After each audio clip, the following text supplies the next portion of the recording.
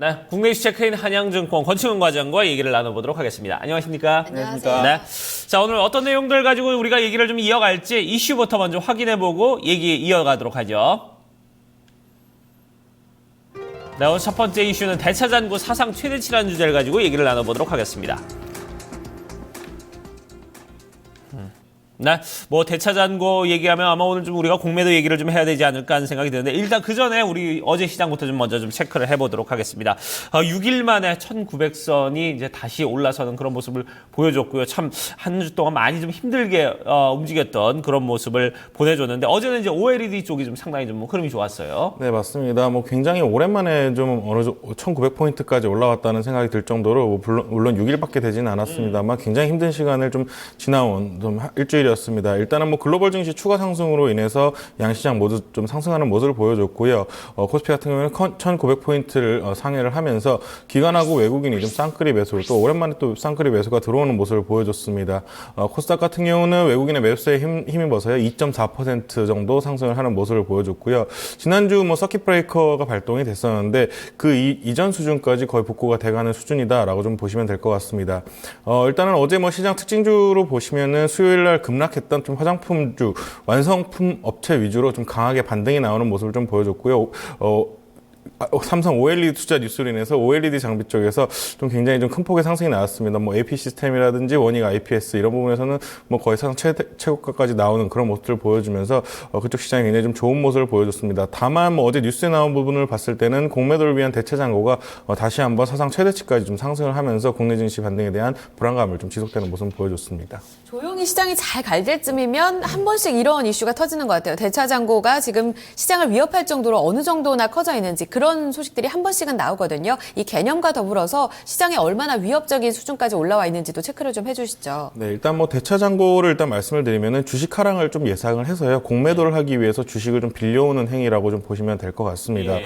이 부분 때문에 굉장히 스트레스 받는 개인 투자자분들 많이 있을 거라고 생각이 되고 있는데요. 개인 투자자분들은 대차잔고에 접근하기가 굉장히 힘들기 때문에 굉장히 좀 어떻게 보면 제가 봤을 때도 좀 비정상적인 논리가 아니겠는가 좀 생각을 하고 있습니다. 일단 얼마나 했는지 좀 살펴보면요. 코스닥과 코스피가 급락했던 8월, 9월이 지난 최대치였다고 보시면 될 것 같습니다. 22억 350만 주 정도 대차잔고가 있었고요. 그리고 이번 달 17일 한 이틀 전이죠. 기준이 22억 3,514만 주까지 좀 상승을 했습니다. 지난 고점보다는 한 3천만 주 정도 더 늘어났다라고 좀 보시면 될 것 같은데요. 중요한 것은 뭐 일단 제약, 바이오, 화장품 섹터 쪽에서 대차 잔액이 굉장히 좀 컸던 것으로 좀 확인이 되고 있습니다. 일단은 그 이외에는 아무래도 약세장에서 상대적으로 낙폭이 좀 크게 나올 수 있는 좀 성장주 위주로 공매도가 나오지 않았는가 좀 생각을 하고 있습니다. 다만 뭐 시장이 뭐 돌아설 때는 쇼커버링이 굉장히 좀 강하게 나올 수 있다는 점도 있기 때문에 이런 부분은 또 무시할 수준은 아니겠다 이렇게 좀 생각을 하시면 될 것 같습니다. 네, 그래요. 자, 일단은 뭐 무시할 수준은 아니다 이렇게 좀 얘기를 해주셨는데 그러면 이제 이 대차장과 시장의 상관관계가 좀 어떤 관계를 갖고 좀 움직이는지 이런 부분도 우리가 좀 얘기를 나눠봐야 될 것 같아요. 네, 일단은 뭐 지난 8, 9월 이후에 좀 수치를 좀 제가 살펴봤는데요. 일단은 코스피와 코스닥 양시장 모두 최대치를 기록한 이후에는 크게 상관관계를 찾아볼 수는 없었습니다. 뭐 급락한 이후에 좀 박스권에서 움직임을 보여줬기 때문에 크게 상관관계는 있다고 볼 수는 없겠습니다만 다만 코스닥 시장에서는 최대치를 찍기 전까지는 시장이 굉장히 큰 폭으로 급락을 했다라고 좀 말씀드릴 수 있겠습니다. 700포인트 이상 수준에서 한 600포인트 수준까지 좀 빠지는 모습을 보일 때 최대치를 찍었기 때문에 아무래도 제가 봤을 때는 상대적으로 개인 수급이 좀 많고요. 아무래도 개인 수급이 많다 보니까 내동 매매가 많은 코스닥 쪽이 좀 많이 눌려온 부분이 아니겠는가 좀 생각을 하고 있습니다. 일단은 코스피의 경우는 1800포인트의 강한 지지 라인과 외국인하고 기관 수급이 굉장히 좀 탄탄하게 지속되고 있기 때문에 상대적으로 민감도가 좀 떨어진다라고 좀 판단할 수 있겠고요. 코스닥 같은 경우는 한 차례 큰 폭의 하락이 있었고요. 반등에 성공했기 때문에 공매도 세력이 단합이 좀 깨졌을 가능성이 있다라고 지금 현재는 판단할 수 있겠습니다.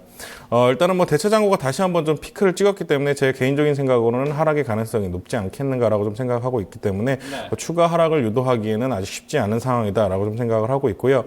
그리고 어제 추가적으로 또 주식시장에 대해서 또 얘기가 나왔습니다. 주식시장 공매도 공시법이라는 부분이 어제 국회를 좀 통과를 하면서 앞으로 이제 공매도 잔고가 일정 수준을 넘어선다면은 시장에 공시를 해야 할 의무사항이 좀 발동을 하게 될 것 같습니다. 그렇기 때문에 이는 공매도 세력한테는 굉장히 좀 약점으로 진행이 되지 않겠는가. 보통 이제 공매도를 하는 집단으로 봤을 때는 외국인과 기관들이 있는데 이런 부분에 있어서 굉장히 좀 비판의 여론이 굉장히 좀 불어올 수 있고요. 그렇게 되면서 좀 보이콧가 나올 수 있는 부분이기 때문에 그런 부분에서는 공매도 세력 관계자는 굉장히 좀 안 좋은 뉴스였다 이렇게 좀 생각할 수 있겠습니다. 네. 그렇다면 조금 전에 얘기해 주셨던 이 대차 잔고가 어느 정도 정점 피크일 때는 양지수가 불가피하게 좀 하락세로 전환이 됐다라고 봤을 때 어제 반등이 상당히 또 안심할 수가 없는 상황이잖아요. 게다가 제약 바이오 섹터 중점적으로 대차 잔고가 올랐다면 상당히 또 우려 섞인 목소리가 많이 나올 것 같은데 전략을 어떻게 가져갈까요? 네, 제가 봤을 때는 뭐 추가적으로 피크를 더 찍을 수도 있습니다만 제 개인적인 생각으로는 일단은 반등이 크게 나온 상황이고 아래서도 대차 잔고가 많이 늘어 있었습니다. 600포인트 아래서도 대차 잔고가 굉장히 늘었던 것을 좀 예상을 해본다면은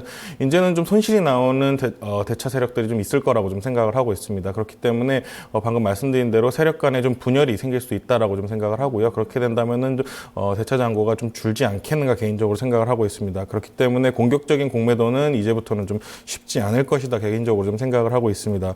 일단은 뭐 국제 유가만 보더라도요. 일단 공매도가 굉장히 많이 좀 줄어든 상황입니다. 그 이유에는 아무래도 6월에 오페크 감산에 대한 가능성 때문이 아니겠는가 좀 생각을 하고 있고요. 만약에 뭐 굉장히 좀 어려운 일일 수는 있겠습니다만 6월에 오페크에서 감산을 하고 현재 뭐 공매도 세력이 공매도를 했다라면 한 10불 정도 오른다면 한 30% 정도의 마이너스고 뭐 레버리지로 봤을 때는 거의 공매도 세력에는 깡통이 날 수 있는 그런 수준이기 때문에 현재로서는 쉽게는 공매도가 크게 나올 수 없다라고 좀 생각을 하고 있습니다. 그리고 뭐 요새 글로벌 헤지 펀드가 중국을 굉장히 공격을 많이 하고 있다라고 뉴스가 많이 나오고 있는데요.